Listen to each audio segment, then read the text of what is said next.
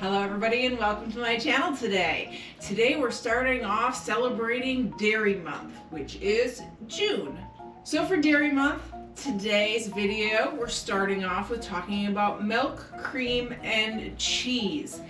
This video will be much like the methods of cooking video, where I'll be discussing the main principles of the topic we're discussing, and then in addition other videos will be coming out where I will be doing cooking demonstrations using dairy products. So let's get started.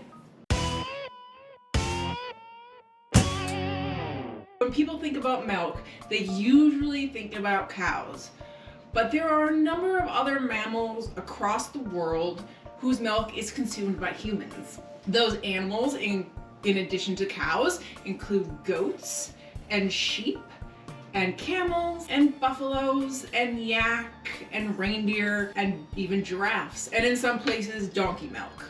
In addition to just drinking milk, milk has a number of applications in the kitchen outside of merely consuming it as a drink.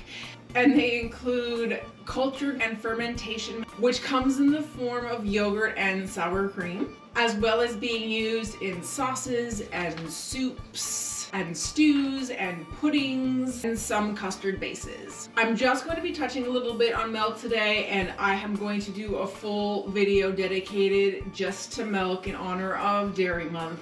Before milk is brought to a grocery store, it is processed through a method called pasteurization. Pasteurization is required before milk is sold in a store. Pasteurization is required in order to destroy enzymes that promote spoiling, and it also destroys pathogenic bacteria, as well as enhancing storage capabilities. Pasteurized milk can generally be stored much longer than raw milk, and raw milk is unpasteurized milk, which is hard to find in many places in the United States. Pasteurization is not significantly detrimental to the nutritional value of milk, but this is debatable as it kills healthy lactobacilli strains of bacteria in the milk. Pasteurization is a method that was invented in 1862 by Louis Pasteur. Pasteurization was added to the Pure Food and Drug Act around that time, which evolved into the 1938 Food, Drug, and Cosmetic Act. Raw milk is not pasteurized. Only some states allow its sale, and they have strict rules. 22 states in the United States prohibit the sale of raw milk entirely. 10 states have farm legal raw milk, which depending on the state means that you can purchase directly at the farm, or it may be able to be delivered to your home. In some states, while you can purchase direct from the farm, in others, farm shopping may not be allowed. Retail sales of raw milk is legal in 11 states, and 8 states have what is called a cow share for raw milk, which means that you pool your money with other people, much like in the instance of a timeshare, and then that money goes to raising the cow and taking care of its health needs. And then everybody who owns that cow or timeshares that cow will get access to raw milk. This is Corey, by the way. There's a link in the description if you want to find out if your state has any specific raw milk laws. In addition to regular pasteurization, which takes place at 161 degrees Fahrenheit or 72 degrees Celsius, there are 2 higher levels of pasteurization that milk products can undergo, and those include ultra pasteurization and ultra high temperature pasteurization. Regular pasteurization takes place at 161 degrees Fahrenheit or 72 degrees Celsius, and the heat is applied for only 15 seconds at a time. Ultra pasteurization takes place at 275 degrees Fahrenheit or 135 degrees Celsius and is applied for 2 to 4 seconds. Whipping cream and individual creamers undergo this process. It may have the effect of decreasing whippability, but greatly extends shelf life. Ultra high temperature processing takes place at 280 to 300 degrees Fahrenheit or 138 degrees and 150 degrees Celsius. This temperature is applied for 2 to 6 seconds. This ensures shelf stability if unopened for up to 3 months. Ultra high temperature process, or UHT milk, has a slightly cooked taste because of the heat that has been applied to it. Homogenized milk is where the fat is dispersed throughout the liquid. Homogenization prevents cream from rising to the top as it would in raw milk. This process creates uniform consistency, a whiter color, and a richer taste. That was just a bit of information on how milk can be processed before it gets to the grocery store. In addition, there are a few different types of milk on the market, as I'm sure you've seen. It's important to understand the differences between milk products when you're going to use them in your cooking. Some will have a higher fat content, which will give your product a different mouthfeel than one with less fat in it. The different types of milk include whole milk or homogenized, where no fat has been removed from the milk. 2% milk, or reduced fat, has enough fat removed to make the milk contain 2% milk fat. 1% or low-fat milk has little fat and has had enough fat removed to make the milk contain 1% milk fat. Skim, or non-fat, or fat-free milk has less than 0.5% milk fat. There is also fortified milk, which has been fortified with vitamins and minerals. And then there is milk alternatives like nut milk and grain milks. Next, we're going to move on to cream. Cream is usually skimmed from the top of the milk before undergoing homogenization. Fresh milk separates naturally, the cream rising to the top. And in manufacturing, the cream is separated mechanically using a centrifuge machine. Cream is used in the kitchen to improve mouthfeel or body, as well as providing flavor to sauces, soups, and desserts. One important thing to note is that often when you buy cream in the store, there are additives added to it. This is something that irritates me highly, because if you're selling me whipping cream, I want it to be whipping cream. I don't want it to be thickened with carrageenan or any other of those additives. So if you buy cream in the grocery store, make sure to look at that ingredient list, because oftentimes there's a bunch of different additives in that cream that do not need to be there. And the thickeners that you may see on that container include the following: sodium alginate, carrageenan, gelatin, sodium bicarbonate, tetrasodium pyrophosphate, and alginic acid. Cream contains at least 18% milk fat. And in order for cream to be sold in the store, it must be pasteurized or ultra pasteurized. There are many different forms of cream in addition to just the liquid kind, and they are as follows. In the UK, they have two different kinds of cream, one called single cream and one called double cream. So single cream is the kind of cream that is most popular in the United States. Double cream is the thickest of the creams. Double cream has 48% milk fat. Clotted cream is another UK cream that is hard to find in the United States. As a matter of fact, clotted cream is illegal in the United States due to its lack of pasteurization, which is required to make the product. Clotted cream has a consistency similar to soft butter. It is made by indirectly heating unpasteurized full cream cow's milk from Jersey cows using steam or a water bath, and then leaving it in shallow pans to cool slowly, which causes the cream to rise to the surface and form clots or clouts. I have actually had real clotted cream in the UK, and it is delicious. You can sometimes find knockoff clotted creams here in the United States, but it probably highly depends on the state that you live in. Another form of cream is creme fraiche. And creme fraiche is not found very often in the United States, probably more in European countries. Creme fraiche is a matured thick cream that has a slightly tangy, nutty flavor and velvety rich texture. The thickness can range from that of commercial sour cream to almost as solid as room temperature margarine. In a later episode, I will be making creme fraiche from scratch. So make sure, if you haven't already, to subscribe to this channel so that you don't miss out on that video.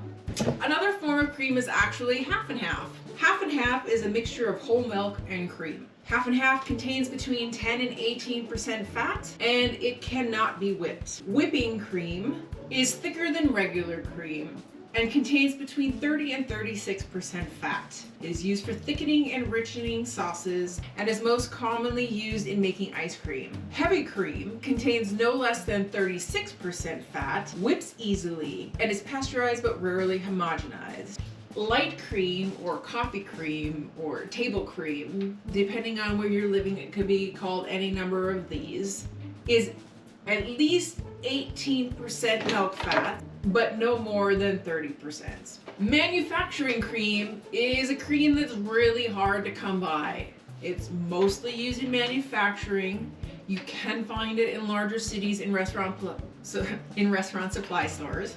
Manufacturing cream is heavy pasteurized cream with 40% fat. It has a stable molecular structure and is typically found in large half-gallon containers as it is used for commercial purposes. Manufacturing cream is pure cream without any additives like thickeners. Manufacturing cream can be substituted by using 1 cup of heavy cream, 1/4 cup of melted butter with 3/4 cups of milk slowly whisked in. So storage of milk and cream. One thing important to know is that milk and cream absorb smells, which turns into bad flavors very easily in the refrigerator. All milk products should be stored in clean, airtight containers and refrigerated below 40 degrees Fahrenheit or 4 degrees Celsius. For every 5 degrees rise in temperature above the ideal storage temperature for milk, the shelf life is reduced by half. Freezing dairy is possible, but it's not ideal. All right, guys, next we're moving on to cheese. Cheese. Anyway, cheese as a cooking ingredient, not just as a delicious snacking ingredient. Cheese is used in some sauces, in many dishes and casseroles, as a condiment or on its own. The 3 most common animals that provide milk for cheese are cows, goats, and sheep, and they all impart a different flavor on the cheese product. As there is with milk, there are a few different types of processes that cheese can undergo. The first, though, is natural cheese, which uses simple and natural ingredients, including fresh, high-quality milk, salt, enzymes, and natural colors. There are over 1,500 types of natural cheese. Pasteurized processed cheese are cheeses made from a mixture of aged and green cheese, unaged and undried, with emulsifiers, sugars, and flavorings added. It is then pasteurized and poured into a mold. Pasteurized processed cheese is not aged or ripened. It has a very good shelf life, but contains less protein, calcium, and vitamin A than natural cheeses. Processed cheese is also very high in sodium, so you want to make sure that you're checking the back of the package. Processed cheese is not as healthy for you as natural cheese. The most common processed cheese in America is products like Kraft Singles or Velveeta, which have their place, I guess.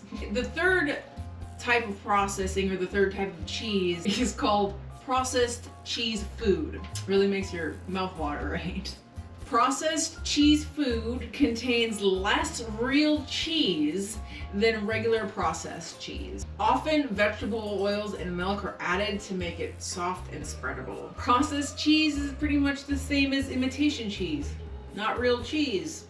And imitation cheese is made with cheap fats and proteins, dairy byproducts, and soy products mixed with emulsifiers, artificial colors, flavors, and enzymes. Oftentimes, imitation cheese is dense and rubbery. Some of the most common fresh and unripe cheeses include the following: cream cheese, cottage cheese, mozzarella, queso Oaxaca, which I am fairly certain that I butchered the pronunciation of, and ricotta. Please note that if you are out of ricotta, thick cottage cheese can replace it in many recipes. Make sure you adjust the salt accordingly if you're using cottage cheese instead of ricotta, as cottage cheese does have a higher salt content. Next, we have soft cheeses, which are perfect for melting, and they include Bel Paese, Brie, Boursin, Camembert, and Taleggio. Semi-soft, which are also decent for melting, include Cabriolet, Doigt, L'Emmentage, Fontina, Gorgonzola, Gouda, Harvardi, Port au Salut, and Stilton. Firm cheeses must be shredded before they are melted. And they still might not be a decent cheese for melting, like with Parmesan. Parmesan is not a recommended melting cheese. Firm natural cheeses include the following: cheddars, which include American, Colby, Longhorn, and English, Emmentaler, Gruyere, Jarlsberg, Monterey Jack, and Provolone. So then we move on to hard cheeses. And hard cheeses, you probably don't want to melt either. And hard cheeses include the following: Asiago and Parmesan Reggiano. There are two types of goat cheese. The first one is Chèvre, which is the most popular one that you'll see on the shelf. In addition to that is a goat milk cheese called Cabriolet, which is a blend of goat, sheep, and cow milk. There are a few different cheeses that are made with sheep's milk, and one of them might surprise you. The first is Manchego, which is a firm sheep milk cheese. The second is Roquefort, which is a semi-soft cheese. And then there's Pecorino, which is a firm sheep cheese, and Feta. Feta is an unripe, fresh sheep milk cheese. And then we have blue cheeses, which a lot of people don't like, and a little bit goes a long way, especially if you're using them in a sauce. And the different blue cheeses that you can use in the kitchen include the following: Roquefort, which is the sheep cheese that I just mentioned, and so that's a blue cheese. Stilton, Gorgonzola, and as previously mentioned, Cabriolet, which is the blend of goat, sheep, and cow milk. And so that is a list of some of the most common fresh milk cheeses on the market. There are a lot of them out there. These are just the ones that are the most common. Finally, storage of cheese. It's important to store your cheese properly to prolong its life and its quality. Store cheese well wrapped to prevent odors and moisture from spoiling the cheese. Fresh cheeses are usually good between 7 and 10 days. So if you buy those fresh mozzarella logs, after 10 days, you should probably consider tossing them out. They start to get kind of funny. And not haha funny. Most cheeses are best kept refrigerated but eaten at room temperature. Freezing cheese is not recommended. It sort of destroys the texture of the cheese, makes it a bit drier and crumblier. But if you have to, and you don't plan on eating that cheese as a snack, then you can probably freeze it and use it in a sauce. But again, it may impact the texture of your sauce and make it grainy. So just be careful with your cheeses. Guys, I think that's all for today for the first Dairy Month episode. I hope you enjoyed this video. Please come back and watch some more of my content. Give me a thumbs up if you like what you saw so far. And as always, have a wonderful day.